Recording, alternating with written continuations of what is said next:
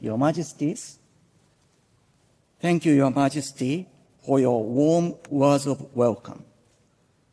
I would like to express my sincere appreciation for the invitation you have extended to the Empress and me for this state visit, as well as for the tremendous consideration and efforts that you and the people of the United Kingdom have shown in making it a reality. In fact, the original invitation was issued 5 years ago by Her late Majesty Queen Elizabeth II, whom I greatly admired. Unfortunately, however, the visit had to be postponed due to the impact of COVID-19. It is truly our utmost pleasure that it is finally taking place now. 動画と連動している学習スクリプトのダウンロードは説明欄から。Your Majesty has just referred to our two countries' long-standing ties. We also very much appreciate Your Majesty's kindness this afternoon in showing us items from the royal collection related to Japan. We now have an even stronger sense of the deep significance of the exchange between Japan and the United Kingdom forged over so many years. I am personally pleased and also grateful to have played a part in the exchange between the two countries, having studied in the United Kingdom, during which time I interact with many people and in particular was privileged to enjoy the very warm company of members of the royal family. There was previously the sad period during which the friendly relationship between our two countries suffered, and hence I am struck by profound feelings as I extend my thoughts to what was in the minds of my grandfather, the Emperor Showa, and subsequently my father, the Emperor Emeritus, as they set foot in this country after times of great difficulty as emperors of Japan at the invitation of Her late Majesty. The Empress and I would like to express our deep respect and gratitude to those people who have dedicated immeasurable efforts to the friendship between our two countries extending firmly into the future. At the state banquet in 1971, my grandfather voiced his heartfelt wish for the people of both Japan and the United Kingdom in various walks of life to interact even more closely and frequently and to talk to each other with open hearts. It was also my father's sincere hope that our two peoples would continue to strive for true mutual understanding and to join hands in the cause of world peace and prosperity, as was expressed on the occasion of the subsequent state banquet in 1998. Today, our society is increasingly diverse and complex, facing various global challenges.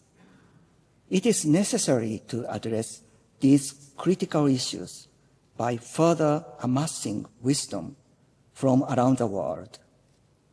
Against this backdrop, I am extremely pleased that, in line with the fruitful dialogue between the people of our two countries conducted over the years, with an open heart and with a quest for true mutual understanding, we have seen and will continue to see a myriad of areas whereby Japan and the UK lead the world in collaboration and cooperation.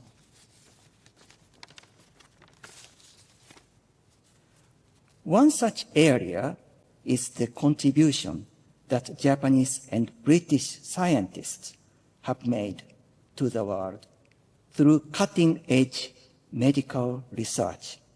Knowledge of iPS cells came to the fore through the research of Dr. Shinya Yamanaka, for which he was awarded the Nobel Prize in Physiology or Medicine. This was based on the preceding research by Sir John Bertrand Gurdon, who was the joint winner of the Nobel Prize and has led to significant innovations in regenerative medicine. At the Francis Crick Institute, which I will be visiting tomorrow, many people, including young researchers from our two countries, are working together and taking on momentous new challenges in the areas of cancer research and countering influenza. Meanwhile, I made a personal visit yesterday to the Thames Barrier, built in the aftermath of the 1953 North Sea flood. The development of the capacity to predict storm surges in the UK owes a great deal to the role played by a Japanese scientist, Dr. Shizuo Ishiguro, the father of Sir Kazuo Ishiguro, the British novelist of Japanese extraction and winner of the Nobel Prize for Literature.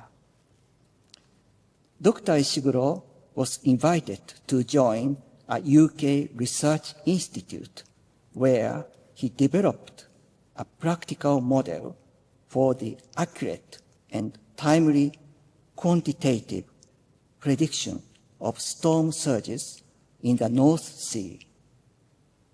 According to Sir Kazuo, the analog computing system that Dr. Ishiguro developed based on his research looked like a TARDIS, a time machine from the BBC drama Doctor Who.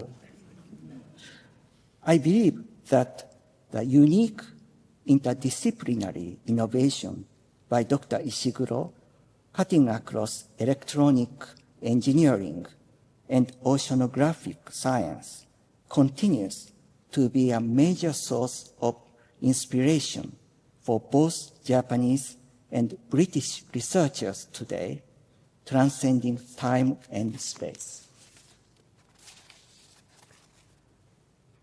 During this visit, I look forward to visiting for the first time in 23 years the Royal Botanic Gardens, Kew, of which Your Majesty is a patron. There, I hope to see the efforts made by the Millennium Seed Bank in preserving seeds to avoid their extinction. May I pay my respect concerning the initiatives Your Majesty has taken with both passion and a sense of urgency in such critical areas as climate change and biodiversity.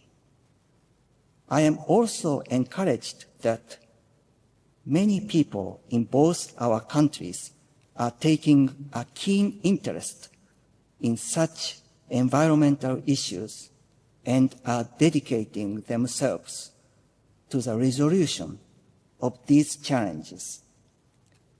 I have been told that seeds of Japanese red pine and other plants have been donated to the Millennium Seed Bank by Iwate Prefecture.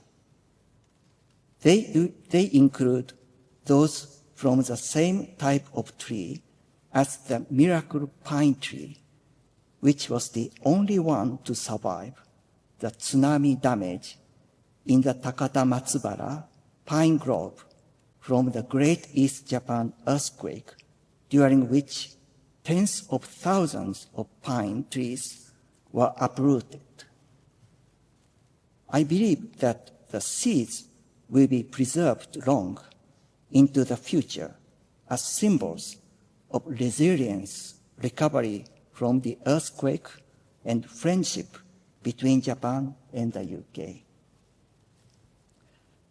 I look forward to visiting again the Royal College of Music, where I can see the state-of-the-art performance laboratory, as well as to visiting with the Empress, Young B&A, where we will have a chance to interact with children from both our countries and gain a direct sense of how our culture and art are inspiring children, transcending borders and time. We also plan to visit Oxford. Sorry, maybe the wrong place for Your Majesty.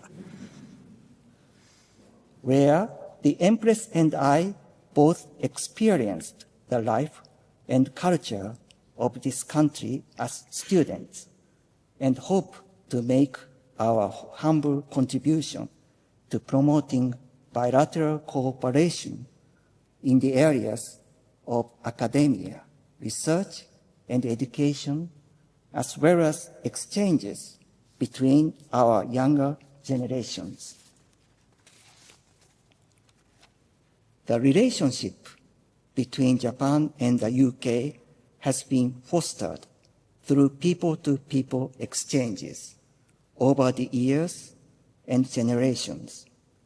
It would be a source of immense satisfaction if our visit to the United Kingdom could help to firmly pass on the friendship and goodwill between our two countries to the young people and children who, in the future, will take on the reins of our relationship and develop it even further.